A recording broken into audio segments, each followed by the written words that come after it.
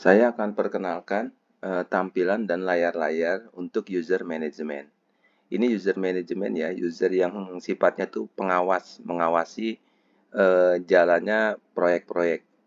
Kalau user yang lain kan ada user Pimpro, user pengadaan, dan lain-lain ya, ada banyak ya. Yang pertama seperti biasa kita masuk dulu, kita login dulu ya. Ini jangan salah username dan passwordnya. Ini adalah tampilan awal kita masuk ya. Di sini ada daftar cabang seperti biasa. Ini ada 3 cabang ya untuk demo ini kita buat 3 cabang. Di sini ada Singapura, Batam 1 dan Batam 2. Masing-masing cabang punya menu yang sama. Profil, permintaan proyek, proyek-proyek, docking schedule, layout.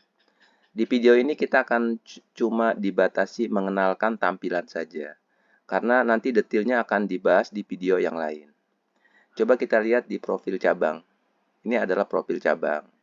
Seperti biasa ya, nama cabang, kemudian alamat, email, kemudian nomor telepon, dan lain-lain lah. Seperti biasa. Nah, di sebelah kanannya ini ada posisi kapal nih. Di cabang itu. Ini kapal ini misalnya ya, ini kapal ini kita bisa lihat ada kapal cahaya, terus kemudian kapal-kapal yang lain. Di sini akan terlihat posisinya ya.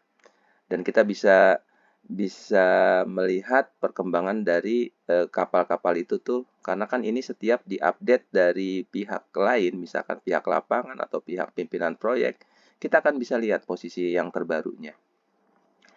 Kemudian di sini ada informasi alamat ya, alamat tempat yang dibutuhkan, misalkan marketing email, marketing apa, alamat apa, ini bisa terlihat nanti di sini. Nah, terus kemudian ini ada daftar gudang ya. Nah, gudang ini enggak satu ya, mungkin di cabang Anda ada 2, 3, ataupun kalau cabang lain ya lain ya, tapi kita bisa bisa melihat di sini gudangnya. Ini kita coba aja kita lihat tampilannya seperti apa sih. Ini kan gudang nih. Gudang itu punya banyak menu ya.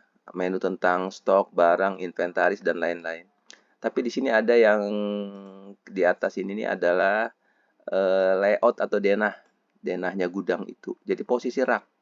Kalau gudang Anda besar mungkin gudangnya lebih besar, raknya lebih banyak, ya kan alamatnya banyak, ya itu bisa tinggal ditambahkan saja, ya dibuat ini ya. Ini rak-raknya ya, seperti itu. Nanti akan dibahas di video yang lain tentang gudang. Ya, ini kita akan balik lagi. Nah, di bawah ini ada daftar fasilitas dok.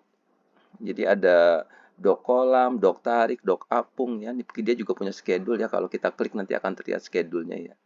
Nah, kemudian dimensinya, ya kan kapasitasnya, nih bisa kita lihat. Ini adalah profil cabang.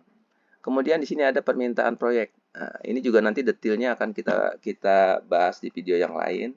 Ini daftar permintaan dock space ya untuk cabang ini. Ini dari perusahaan mana? Ini kebetulan perusahaan owner kapal ya. Kemudian ke cabang ini, terus kemudian kapalnya ini, permintaannya apa, detailnya kalau kita buka akan terlihat. Di sini ada yang penting adalah status nih. Status di sini bisa di cancel, bisa di reject, bisa dan lain-lain lah. Status dari permintaan ini. Nah, kalau yang dia itu dilanjuti atau diterima dan menjadi proyek ini akan ada ID proyeknya di sini. Jadi kita bisa lihat nanti proyeknya. Kemudian ini adalah permintaan proyek. Kemudian kita akan bahas tentang tampilan proyek-proyeknya. Ini daftar proyek-proyek yang ada di cabang ini. Ya, ini proyek terlihat di sini nama kapalnya, nama pemiliknya ya, tanggal-tanggalnya, nomor proyeknya, sampai kepada di sini juga progres ya, progres proyek itu sepintas kita bisa lihat.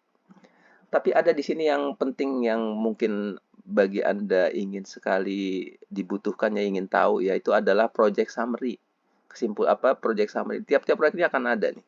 Ini akan ada ya proyek-proyek ini. Nah, ini untuk misalkan untuk takbut ini ya, kita bisa lihat biaya langsungnya berapa, biaya umumnya berapa ya, biaya langsung, biaya umum, pemasaran, operasional kerja, overhead, dan mungkin yang terpenting ini HPP ya, penggunaan material dan jasa. Ya, ini nanti sejarahnya panjang ya, karena ini kan melibatkan gudang, melibatkan pengadaan, pengiriman barang, terus kemudian pengembalian barang dan lain sebagainya. Tapi di sini kita bisa lihat kesimpulannya bahwa total cost-nya adalah 269. Dan ini kalau ditambah dengan yang lain-lain ini ya, dia nanti kita akan tahu nilainya akan sekian. Di sini ada nilai penawaran nih, penawaran awal ya ketika awal proyek ini dimulai itu kan kita nawarkan ke owner kapal ya. Nah, dan ini adalah nilai realisasi. Realisasi itu kan ketika sedang berjalan ya dia berkembang. Bisa jadi ditemukan kurang ini, kurang itu, tambah itu kan dia berkembang. Ini nilainya. Nah, ini kita lihat dari nilai penawaran selisihnya berapa ya. Ini selisih ini kan profit atau kerugian ya. Bisa dua ya. Kalau kerugian ini nanti berubah jadi merah, kita langsung tahu gitu bahwa ini nih kerugian. Mungkin menjadi warning buat kita pihak manajemen. Nah, ini adalah kesimpulan dari tiap-tiap proyek. Ini semua ada nih, kita bisa lihat nih semuanya ada. Nah, kemudian kita ini adalah proyek-proyek, kita balik ke kita melanjutkan ke docking schedule. Ini schedule ya di tiap-tiap di tiap-tiap cabang. Ini kan tadi ada fasilitas tuh ada dock kolam, dock driving, dock tarik dan lain-lainnya. Ini nanti akan terlihat di sini jadwalnya. Ini kapal-kapal yang docking di jadwal itu. Dan ini kapal satu mungkin juga bisa dua ya karena dock space-nya besar, kapalnya kecil-kecil bisa dua atau tiga ya seperti itu.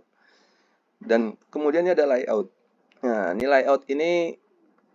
layout ya. Mungkin ini perlu nanti akan dijelaskan detail di video yang lain, tapi secara intinya itu posisi kapal terlihat. Dan ini nanti kita juga bisa ya menggunakan ini untuk simulasi rapat penempatan kapal supaya efektif. Kapal-kapal tuh baiknya ditempatkan di mana sih? Kita bisa melihat misalkan ini kita mau lihat space di sini nih. Ini kan ada space ya. Ini berapa meter sih? Nah, ini kan 67 meter berarti kita bisa isi apa di sini, kapal bisa kita geser. Dan ketika kapal itu digeser, itu dia bisa share secara online ke semua ya user yang melihat layout ini. Jadi misalkan orang lapangan nyoba gitu ya menggeser kapal ini ke sana, ke kanan, ke kiri, diputar ke kanan, ya ke diputar. Nah, kita akan lihat gitu, oh posisinya oke, ini tepat gitu kan. Posisi ya kalau sudah diputuskan ya berarti itu menjadi ini apa keputusan bersama dalam rapat itu misalnya seperti itu. Jadi digunakan untuk simulasi penempatan kapal. Demikian video pengenalan saya tentang layar-layar ini ya, layar-layar apa saja yang ada di DockRP yang bisa mungkin user manajemen melihatnya. Adapun detailnya nanti akan kita lanjutkan di video-video selanjutnya.